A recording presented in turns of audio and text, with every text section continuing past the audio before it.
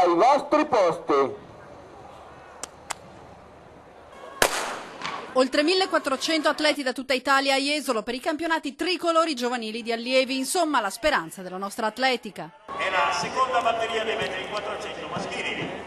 Dai 400 ai 1500-800, al salto in lungo, al martello, al salto in alto. L'atletica è una e le specialità però tantissime. Per decenni l'Italia è sempre stata sugli scudi, per risultati e praticanti, come raccontano questi ragazzi che vivono ancora nel mito di Pietro Mennea. È uno dei vivai più sviluppati in Italia, il Veneto, quindi siamo molto contenti che si sta sviluppando così, in questo modo. Abbiamo dei buoni atleti, però mancano le strutture, come credo in tutta Italia.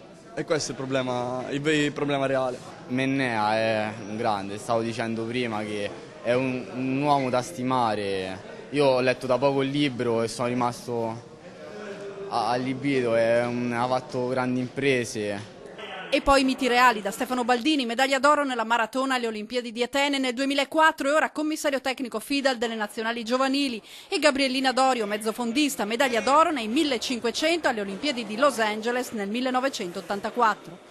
Il settore giovanile è sempre stato molto vivo e anche numericamente queste manifestazioni hanno sempre avuto una grande partecipazione. Io spero di trasmettere ancora quell'entusiasmo con cui ho vissuto la mia atletica e adesso, passata dall'altra parte, sto continuando ad avere quella passione, direi ancora di più se vogliamo, e quindi spero di trasmettere ai ragazzi tutto questo, questa parte bella dell'atletica.